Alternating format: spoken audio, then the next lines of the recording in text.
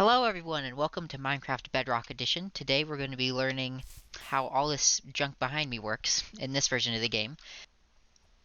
Okay, so I've been playing with this version for a pretty long time now, but there's just so many things in terms of redstone that I just have not done.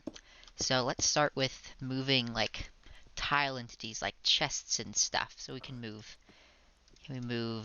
ender chests? I don't know what we can do. Okay, you cannot move an ender chest. And then you can retract them all? Huh. Alright. So I think one of the first things I'm curious about is how we can use observers, because I know they are vastly different than they are in Java Edition, and they detect things differently, and some things they just don't detect. So I want to learn... Alright, so you place them like this, and there. Okay. So let's see... Like, if we plant a pumpkin, what'll happen? Now hold on. I'd like to point this out. Well, how do I get to visualize that? Okay, well, we have a clock, so we know that works. Does it see that because it affects the block below? It can see that we're planting it. It can see that this is growing. This is good. Now, will it detect the stem change of a pumpkin growing next to it? No, it won't.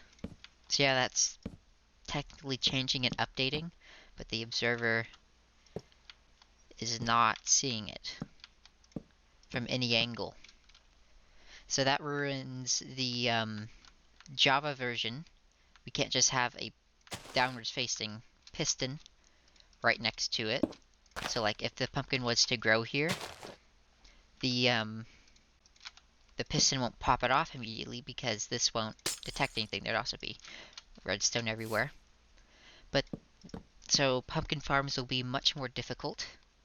Okay, well, if it detects things like that, will an observer detect a block being powered? If I send power through this, no. It has no idea.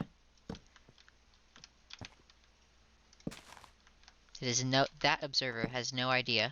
The face is facing this way. That block has no idea if this block is being powered or not.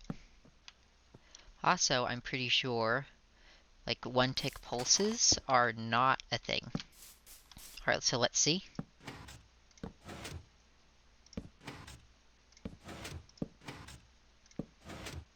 Huh. So wait a minute.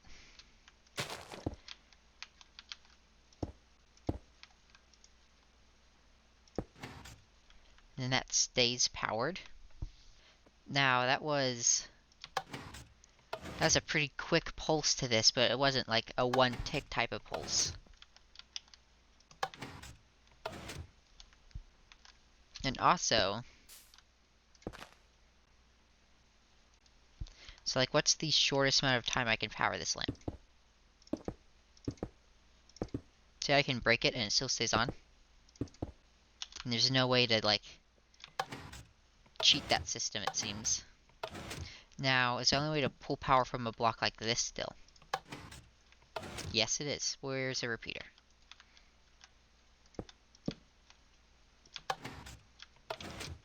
Okay, let's mess with some comparators. Let's see, can I make a pulse lengthener?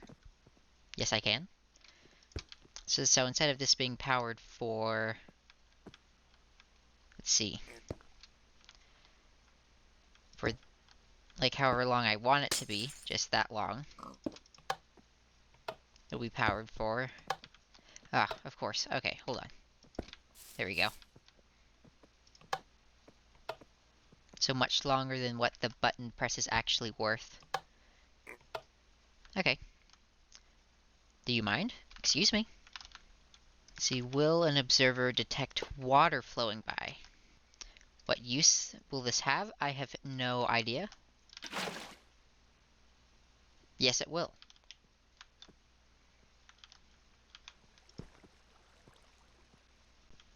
Now, is it just detecting it existing? Or is it detecting its different levels?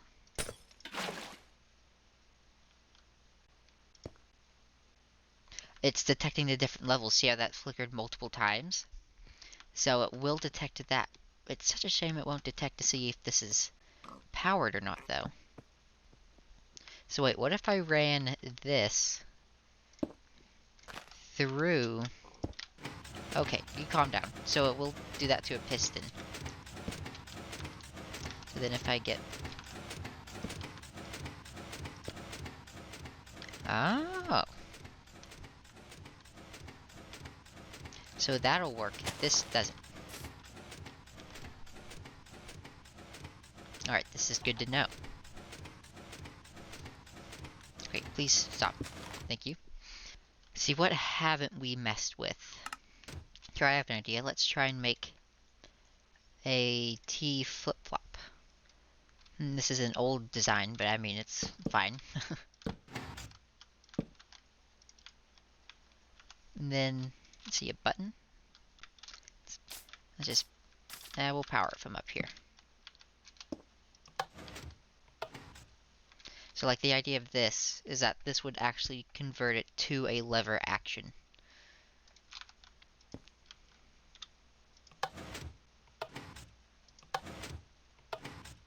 See, it switched over. But it's not doing it every time. It's random. And that I don't understand. Like, why would it only sometimes flip it over? Well, can I do this? Oh. So this is weird. Huh, it doesn't do the texture down the piston. Will this work? Oh, yes it will. Can I do this? That won't do anything, but I can place... And if I power it, it stays on. That is really weird. Powers the piston, turns off the torch. So I can... Oops, I can effectively do this. What is this useful for? I don't have a single clue. That is weird. Huh. Yeah, let me try and make something.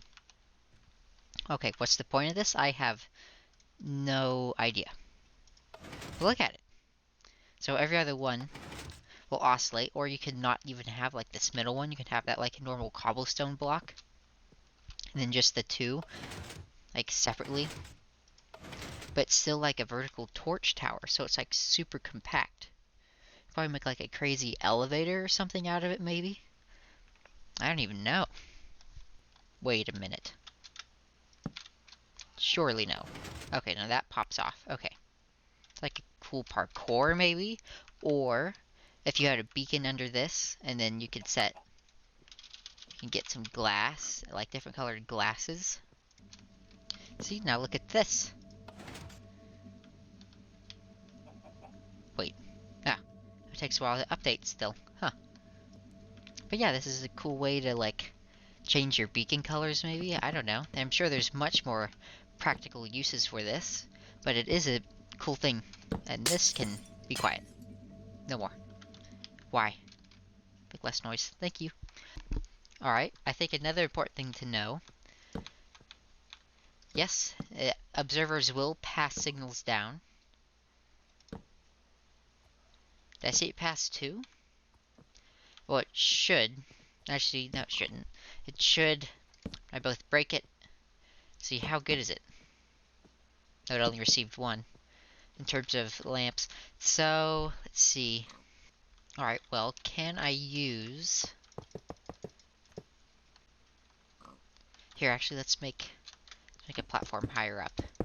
So I think another important thing to know is if we can powered rails like this, and then observe it and detect it. Yes, we can. Sometimes it's a lot briefer than others, I think. Alright, so if I spam it, if you look at the powered rail, if clashing on and off. It's fairly consistent, but this output is not, but I think that's just because of the lamps. So another thing I want to know is, can we detect shulker box opening and closing? No, we cannot. Can we detect it from higher? So we can detect placing down, but neither of these know if this is here or not. Oh, bees. Do slime blocks and honey blocks still not stick to each other? Okay. Yes, they do move independently. Huh. So it gets stuck to this piston head?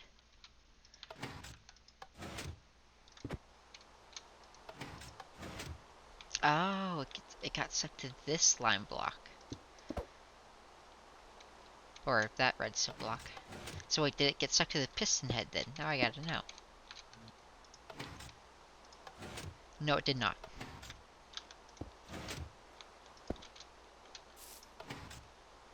So yeah, it knows. Oh. Well, of course, that doesn't work. So if I put a button here... Huh. Okay.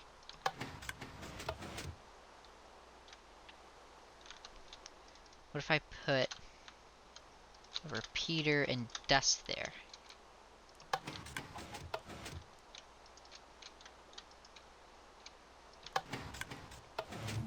There we go. So that extends the amount of time. What is this useful for? It's useful for absolutely nothing, I'm pretty sure. But it's nifty. Okay, well today we learned a lot about how this version of the game works in terms of Redstone and what you can and can't do compared to the Java edition, which is a surprisingly large amount of features that this version has compared to the other, or doesn't have. I don't know, depends on how you want to look at it.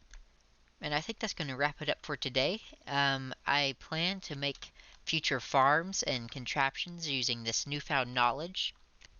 And I think the first farm we are going to tackle is going to be the most efficient sugarcane farm that I can create. Because in my survival world, I have lots of gunpowder, but no way of farming sugarcane.